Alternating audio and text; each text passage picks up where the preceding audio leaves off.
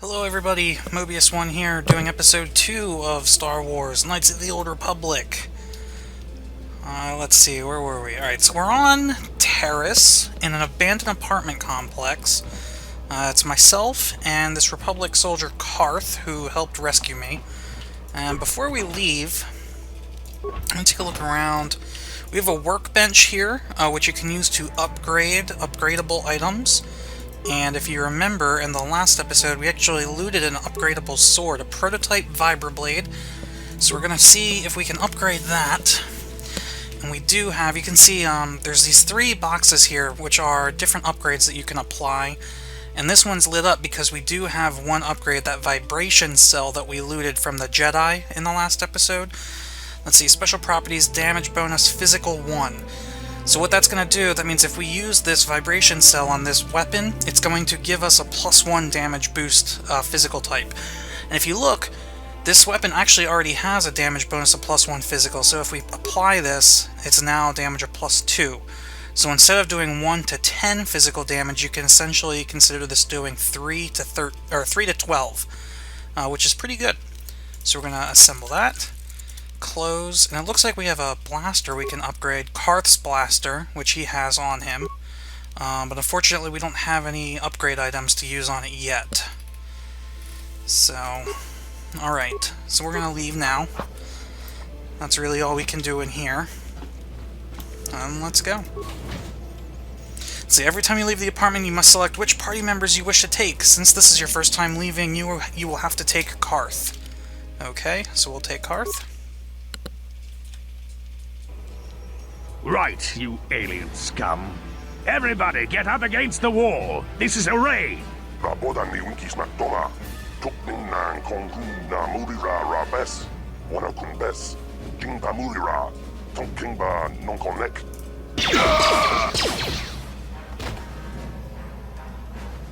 That's how we Sith deal with smart-mouth aliens.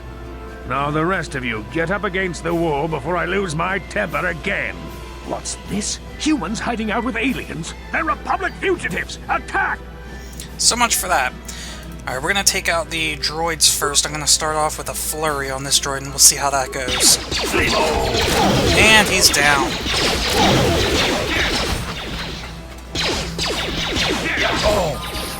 Alright, and that actually gave us enough experience to level up.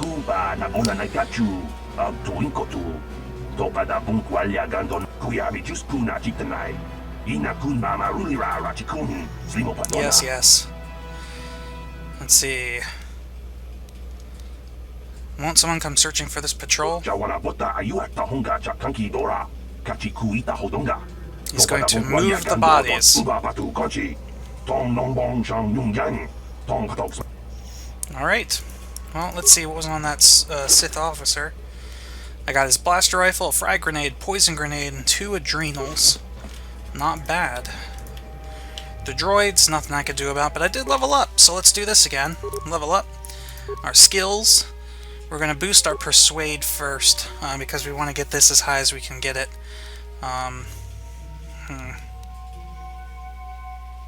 Actually, what I'm going to do is I'm going to put a point into treat injury, and we're going to leave this 1 extra point. That way on our next level up we can put 1 into persuade and treat injury. Feats. Now, I read a lot of your comments on whether you think I should, you guys think I should do 2-weapon fighting or dueling, and believe it or not, dueling actually won out over 2-weapon fighting, which is good. I actually like that idea, because that way I won't have to worry about upgrading 2 lightsabers at the same time. I'll only have 1 lightsaber that I have to upgrade. Also, having that +3 attack and +3 defense by the time I get to Master Dueling is going to help us tremendously later on in the game. So I'm going to go ahead and use my feat here. The first one just gives me a +1 attack and +1 defense, which is still pretty good. Alright. Now, we were talking before about, and I was just going to go over this real quick, how every time you make an attack in Knights of the Old Republic, you're essentially rolling a 20-sided die and adding some sort of a modifier. The way that works, or at least for melee characters, which is what I am, is the modifier you add is your strength. So you see how my strength modifier is a +3 right here, which means every time I roll an attack roll, it's going to be a random number between 1 and 20 +3. The number that you have to beat in order to hit your target is whatever their defense is. So you see my defense right now is 15. It was 14, but since I just got that +1 defense with that dueling feat, it's now 15. Which means whenever an enemy attacks me, if they're melee, let's assume that they have a +3 strength modifier like I do, they need to roll at least a 12 on their 1 through 20 in order for the 12 plus 3 to equal the 15 to hit me. Anything lower than a 12, they'll miss. So there's a lot of math involved in this game, but the cool thing is, since it's all done behind the scenes, you don't really need to know what's going on in order to get it. It just helps if you do. It's open. Yes? So I just used Karth to slice through this locked door. There's a bag on the floor in here. I'm going to pick that up. Parts, computer spike, 6 credits. Talk to this woman, Dia. Who are you? What are you doing in here? You can't just come barging into someone's home. I'm sorry. I was just investigating the area. That's no excuse. You can't just go around barging into people's apartments because you're curious. But at least you're more polite than that pig Holden. Holden? Who's that? Just one of Darvik's men who can't keep his hands to himself. But all he got for his trouble was a nasty scar from my vibroblade. Too bad I'm the one still paying the price. What do you mean? I don't want to talk about it. I'm in enough trouble already. Besides, I don't know if I can trust you. So here's where the persuade comes in handy. So you see, I have a couple different options. Tell me what's going on or I'll end all your problems permanently. I want to ask you some questions or I'll be going. But this first one says, persuade. You can trust me. Maybe I can help. So whenever you see an option that has this, you're again going to roll a random number from 1 to 20 and then add your persuade modifier. Now this roll has to beat a number that is already predetermined by the game, and depending on how difficult of a persuasion you're trying to make, that number may be higher. The thing is, you don't know what that number is, so I'm going to try and do it. Most of these, you only have one shot at them. Either you get it or you don't. And usually, if you don't, there's usually consequences.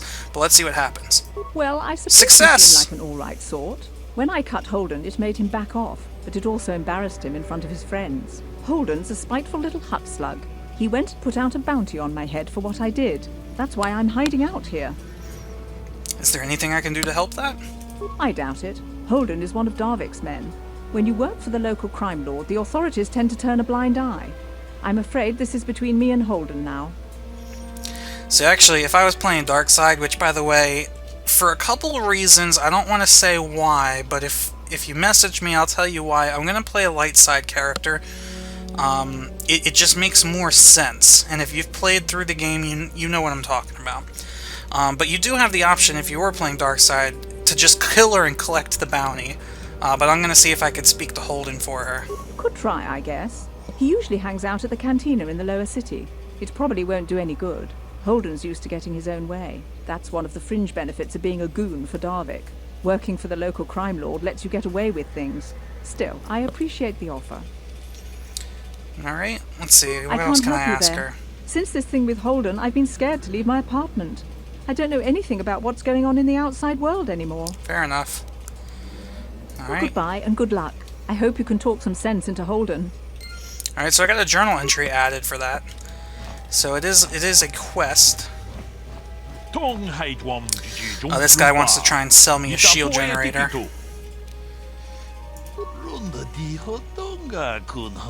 Yes. What's so great about these energy shields? Blah blah blah, they absorb damage. I can tell you from experience that they aren't any good at all against a simple vibroblade. That's why the Republic has been training soldiers in hand-to-hand and melee combat. Alright. You can buy one, but I'm actually not going to, because they're actually not that rare. You loot quite a number of them just by playing the game. So notice one more thing. Since I don't have security on Mobius, I could switch to Karth and slice through this door. Yes? But assuming I didn't have Karth with me, you can bash through the door. It just takes a little bit longer.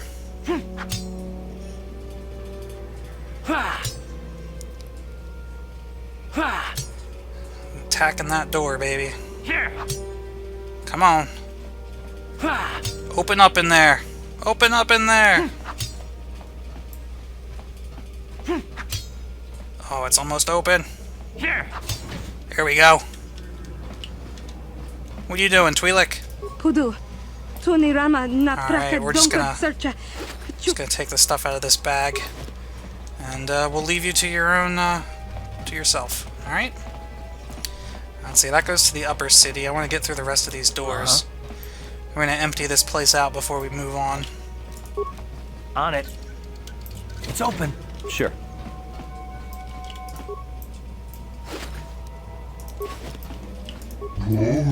Alright. He doesn't want to do anything. And... oh, it's not it. There's more. What?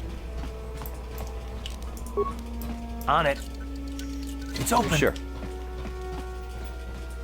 So, Foot Locker. Not the store.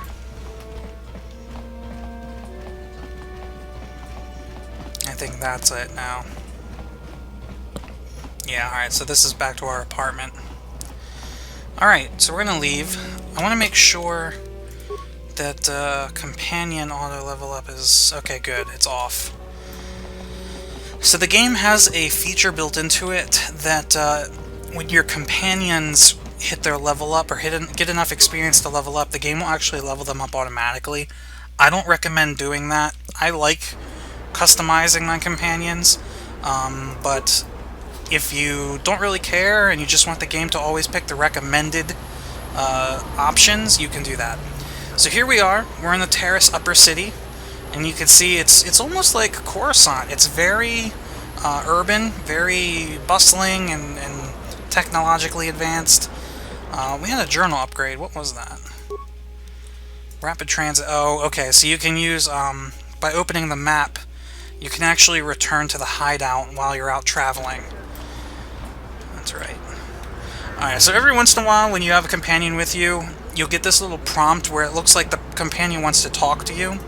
Each companion in the game actually have their own storyline, so I'm going to go ahead and speak to Karth to see what he has to say. Yes, what's on your mind?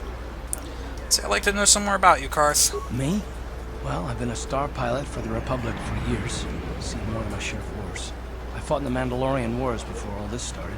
But with all that, I've never experienced anything like the slaughter these Sith animals can unleash. Not even the Mandalorians were that senseless. My homeworld was one of the first planets to fall to Malak's fleet. The Sith bombed it into submission, and there wasn't a damn thing our Republic forces could do to stop them. You're talking like it's your fault, like you failed somehow. It shouldn't be my fault. I did everything I could. I followed my orders and did my duty. That shouldn't mean I failed them. I didn't. Them? Do you mean the people of your homeworld? Yeah, no, that's not what I mean. I mean, I'm sorry, I'm not making much sense. You probably mean well with your questions. I'm just not accustomed to talking about my past very much. At all, actually. I'm more used to taking action, keeping my mind focused on the business at hand. So let's just do that. If you have more questions, ask them later. Alright. So I got a journal entry that probably just kind of talks about how Karth doesn't want to talk about his past.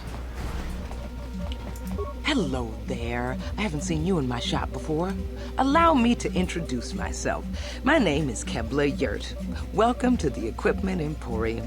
You looking to buy some supplies? My shop's the largest one in all of Upper Taris. Best selection on the planet. Whatever you need, I've got. Well, mostly. Mostly? What do you mean by that? The Sith confiscated all my heavy weapons, and they impounded all my ships and swoop bikes. But I've still got a real nice selection, if you're interested. Sure, let's see what you got. Just so you know, the prices on the items are final. No bargaining here. This isn't a swap meet, okay? I only deal in top-notch stuff. This isn't. I love it. Alright. So we got a bunch of different armor suits we can get. Let's see. That's a light armor. Here's medium armor with a defense bonus of 6. I can't afford it yet. 5, 4, 7. Here we go. That would be nice. 250 credits, though.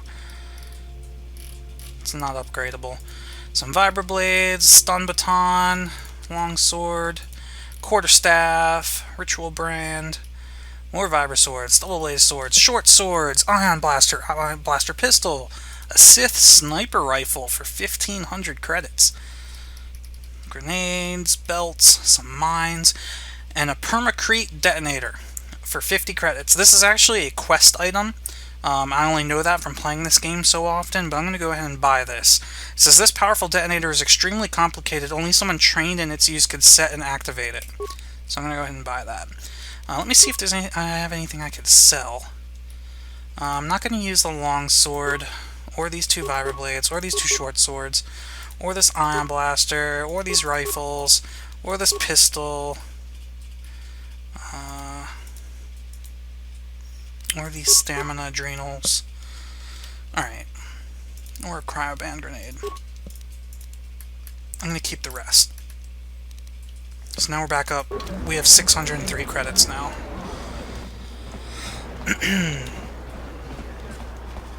What am I stuck on? What is it with me getting stuck in games these days? There's a Sith Trooper. I believe this is a Cantina. Yep. It's the Upper City Cantina.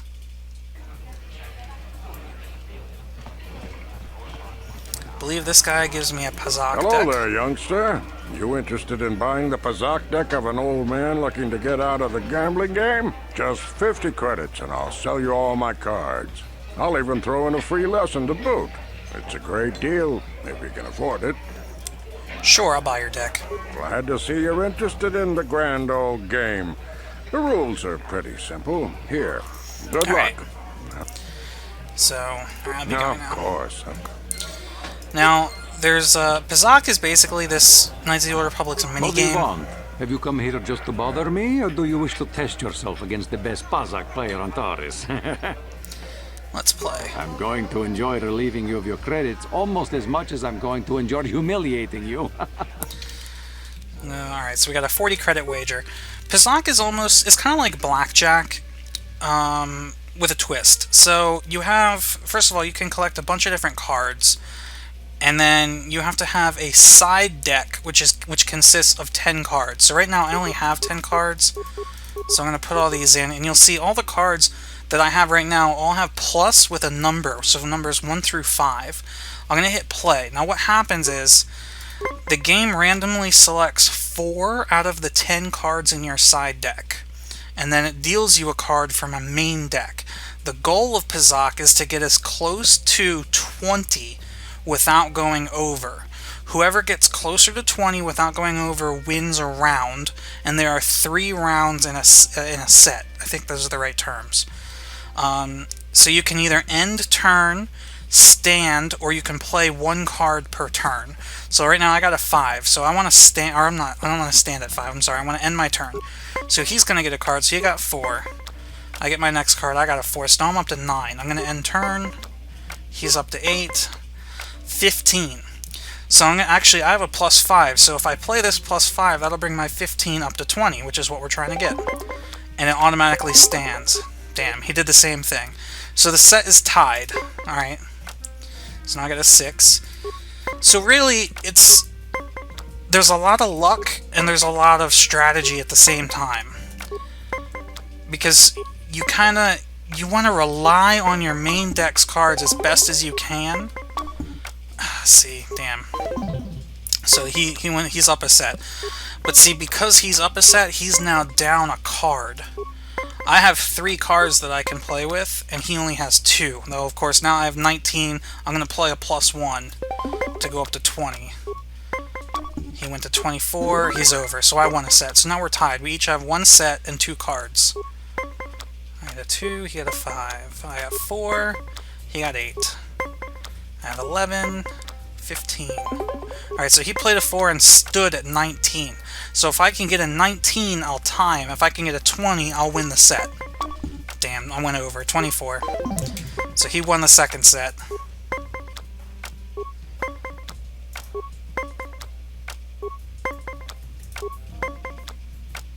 Oh, he got 19. Ooh, perfect. 8 plus 2.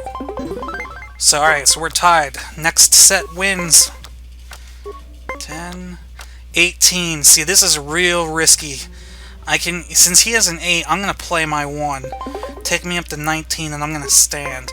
So if he gets I win! He could have beaten me with a 20, or he could have tied the set with a 19, which would have been really bad for me because I didn't have any cards left in my hand, which means for the next set, I would have been relying only on the main deck cards that come up, which are completely random. So I'm glad that that worked out that way. You were lucky to win the last match, but luck is no substitute for skill in Pazaak. If you are foolish enough to play me again, I won't repeat the mistake of underestimating you. You know what? Sorry, not interested. If you ever wish to test yourself against the best Pazaak player on Taris, you know where to find me. Well, I mean, if I just beat you, are you still the best player on Taris? I don't think that's how it works. Alright. Let's finish this cantina and then we'll go downstairs. Or, I'm sorry, not go downstairs. We'll end this video. I'm thinking of going down to the, No hard feelings, to the my good Undercity. man, but I can't really talk with you right now. It's difficult enough to draw the interest of the ladies in this establishment as it is. Surely you understand what I'm talking about. I'd guess you've experienced many lonely evenings. Something I'm hoping to avoid tonight. My man's getting it on! Go Jurgen! Play that music. Sith patron, Sith patron. Do I know you? No? Then why are you speaking to me? Oh. This cantina isn't the fanciest joint I've Sounds ever like- been in. Are you our waiter? Gana's buying tonight. Talk to her to get my order. It sounds like Riku from Final Fantasy X.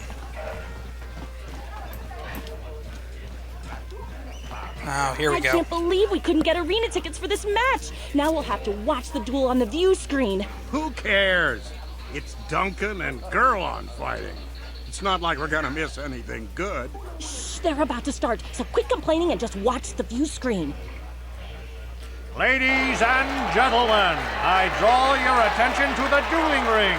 Here, two combatants will battle for your viewing and gambling enjoyment.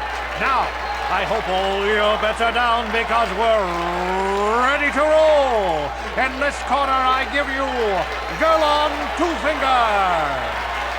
And over here, looking to climb the ranks yet again, is the ever-persistent Deadeye Duncan.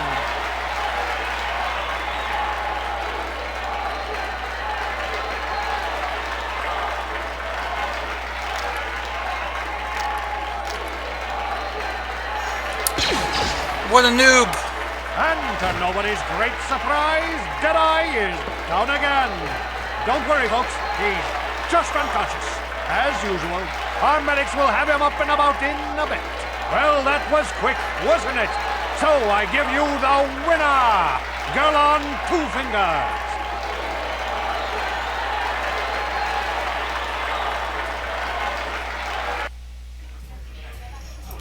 Well now.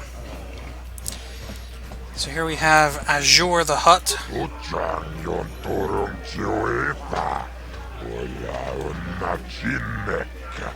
Unless what?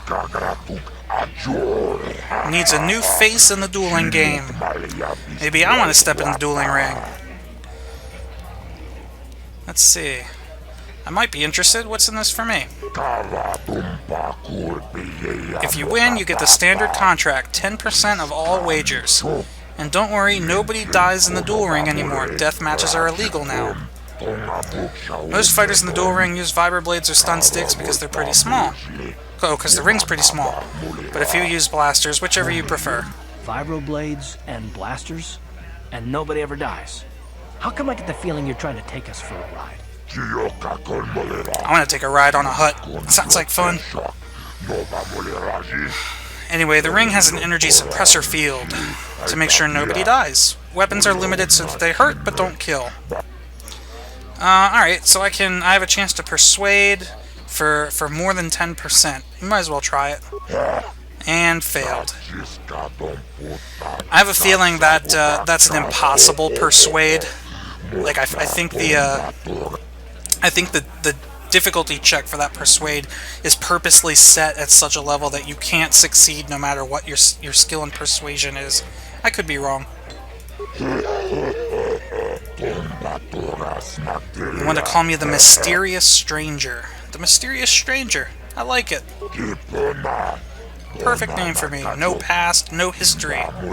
Some big dark secret. Wink, wink, wink. Nudge, nudge, nudge. This is for the best. We could use those credits from these duels, but using your real name is too risky. The Sith might have come across a crew manifest back on the Endar Spire. Ready for a duel now? Yeah, I'm ready for a duel. You fight, and people bet, and I make money. Alright, good, let's do it. Ladies and gentlemen, draw your eyes to the center ring. We have a very special presentation in store for you. You've seen him lose night after night after night, but this time he's after fresh meat.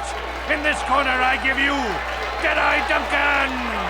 And in the other corner, a relative newcomer to the Taris dueling scene, emerging from the shadows with no history, no past, and no name, the mysterious stranger! Let's do it! YOLO!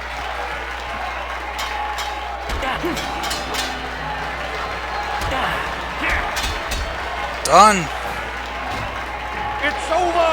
The fight is over! The mysterious stranger has won! But really, are any of us surprised? Deadeye losing isn't news. You have to do better than that to impress us, stranger! Alright, let's collect our reward, and then it's probably a good place to cut this episode. So we got 55 experience for that, which is pretty good. Good, they like me. And we got 100 credits. Alright, not bad. I'm going to cut this episode here, guys. The next episode, we'll do a few more duels and then explore more of the Taris Upper City. I have a feeling it's going to take a lot of episodes to get through this game. This is a pretty long game, especially if we're only doing it in 30-minute chunks at a time. But I don't want to be posting videos that are longer than that. I feel like those would be even more boring. So at least this way, it gives you something to look forward to. Thanks for watching, guys. I hope you're enjoying it, and I'll see you next time.